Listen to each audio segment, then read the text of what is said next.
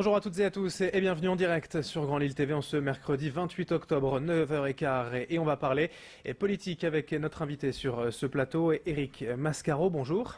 Bonjour. Alors vous êtes tête de liste pour l'UPR dans le Nord-Pas-de-Calais-Picardie, l'Union au peuple pour rétablir la démocratie. On va tenter de bien sûr présenter le programme de tous les candidats pendant cette campagne des régionales.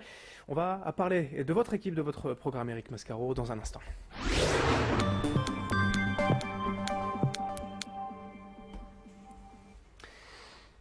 Alors déjà, si je peux me permettre, si vous pouviez présenter ce parti assez récent, créé il y a moins de 10 ans, en 2007 je crois, l'UPR, et notamment la liste régionale. Alors tout à fait, l'UPR est un parti qui a été créé le 25 mars 2007, jour du 50e anniversaire du traité de Rome. C'est un parti qui aujourd'hui compte 9000 adhérents et ce sont des adhérents qui sont annoncés après vérification d'huissier, ce qui est à ma connaissance unique parmi les partis politiques français. Ce qui est aussi remarquable, c'est que nous nous développons de façon exponentielle puisque chaque année, quasiment, nous doublons le nombre d'adhérents. Quelle est la vocation première finalement de ce parti, sa ligne d'idée?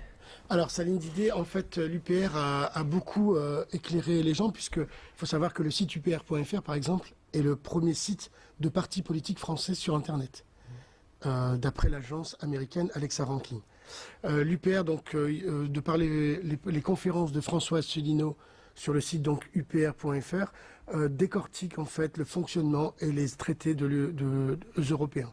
Et avec une ambition locale avant tout, ou il y a quand même quelque chose d'Europe, puisque cet anniversaire, j'imagine, n'a pas été pris au hasard pour la création du parti. Donc justement, on estime en fait, après analyse des traités européens, qu'on nous a volé notre démocratie.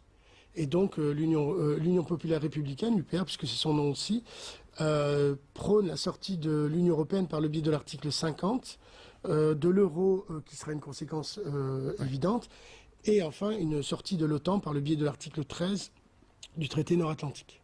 Avec par exemple cette grande région Nord-Pas-de-Calais et Picardie, un élargissement que vous souhaitiez ou pas? Non, évidemment que nous ne le souhaitions pas et nous en sommes très défavorables. Ceci dit, je ne pourrais pas m'étaler là vu le temps qui m'est imparti. J'invite les téléspectateurs à regarder la conférence sur les eurorégions de François Asselineau sur upr.fr.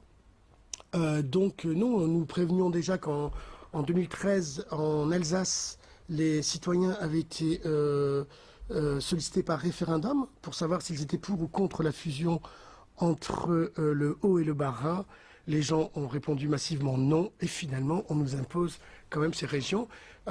C'est un processus habituel désormais dans l'Union européenne, c'est de ne pas tenir compte du vote des gens et tout se fait dans ce sens-là avec un déni systématique de démocratie. La région, je voudrais quand même revenir sur la région, je ne sais pas si vous avez déjà vu le magazine Sortir. Normalement, quand on est sur la métropole, tout le monde le connaît. Déjà, le magazine Sortir est prêt pour les eurorégions, parce que c'est ce qui arrive derrière la régionalisation, les eurorégions. Et si vous regardez sur Sortir, c'est écrit sortir.eurorégion.ue. Donc tout est fait sans tenir compte des intérêts des peuples. Pour parler de votre programme, bien sûr, et d'un dossier majeur aujourd'hui en France et dans la région au niveau de l'emploi, du chômage. Voilà, votre programme économique, si on pouvait en dire deux mots. Encore une fois, je ne vais pas tout étaler, quelques très essentiels. Alors déjà, on voudrait dans un premier temps réorienter massivement les aides vers les PME et les TPE, mais on voudrait aussi instaurer une charte de conditionnalité. C'est-à-dire qu'on voudrait sanctionner les entreprises qui bénéficieraient des aides et qui ne joueraient pas le jeu de la création ou du maintien d'emplois durables. C'est quoi l'objectif? L'objectif est clair en fait. D'après les articles 32 et 63 des traités européens, les délocalisations sont possibles. Elles sont même organisées et il est même interdit de s'y opposer. Alors, avec un petit coup de par-ci, par-là, on va essayer de faire en sorte que les emplois soient durables dans la région. Ce sera très difficile. Il est à noter que nous perdons une industrie tous les 1 jour et demi, en fait deux industries tous les 3 jours en France depuis 2008, ce qui correspond à 600 emplois industriels. Un autre thème majeur, bien sûr, et vu votre positionnement, vous avez forcément un avis sur la question, les migrants et cette ville de Calais prise à partie, en fait, finalement, par cette crise internationale. Oui, alors justement, vous faisiez référence au débat d'hier, où j'ai trouvé un peu méprisant les propos des uns et des autres. En fait, il s'agit d'un drame humain, Il ne s'agit pas de tenir des positions électoralistes qui se voudraient d'un côté être fermes et entre guillemets racistes et de l'autre côté moralistes et antiracistes. Le problème n'est pas là. Le problème est qu'il y a donc un drame humain vécu par ces migrants et évidemment un drame vécu par les habitants. Est-ce que vous avez une solution à proposer ou la solution il y a plusieurs choses que je voudrais proposer. Déjà, on voudrait, nous, par le biais de la loi du 13 août 2004, qui permet au conseiller régional de faire remonter par le biais de pétitions des problématiques qui sont d'ordre national et qui ont des conséquences au niveau régional. Et c'est le cas. Donc on voudrait faire voter les gens pour inciter le gouvernement à agir auprès des instances légitimes pour agir, en l'occurrence le commissariat aux réfugiés de l'ONU. Puisque seuls eux ont réellement vocation à faire quelque chose et on est vraiment étonné qu'ils ne fassent rien et que la France et même Bruxelles ne fassent rien pour ça. Pour terminer, l'ambition pour vous, elle est forcément mesurée. On parle peut-être plus d'installer le parti sur le terrain pour les prochaines années, peut-être la présidentielle, avec de nouvelles têtes en politique, en fait, de renouveler un petit peu. Oui, il y a ça, évidemment. Nous préparons les présidentielles de 2017. François Asselineau sera candidat. S'il y a des maires qui nous regardent, pensez-y.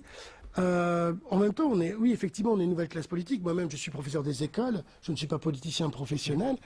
On a toute une nouvelle classe qui se présente, mais on a comme notre mot à dire, notamment sur la régionalisation et sur un programme local où on voudrait en fait consommer, employer et même décider local, puisqu'on voudrait par exemple mettre en place des référendums d'initiative populaire sur des projets. J'ai pas pu m'exprimer là-dessus dans la Voix du Nord, mais sur des projets comme par exemple Canal Seine-Nord ou Calais-Port d'envergure. Oui, à budget pharaonique, où on aimerait que des experts indépendants viennent s'exprimer sur les tenants et les aboutissants de ces projets et que le peuple qui serait informé pourrait décider de ce qu'on ferait de leur argent, puisqu'au final, il n'y a pas de financement européen, il n'y a peut-être même pas de financement français, puisque ce sont les contribuables qui payent au final. Merci Eric Mascaro, tête de liste pour l'UPR en Nord-Pas-de-Calais et Picardie pour ces élections régionales en décembre. Merci d'être venu ce matin sur Grand Lille TV. Merci à vous de nous avoir suivis. Dans un instant, restez bien en notre compagnie, l'information continue.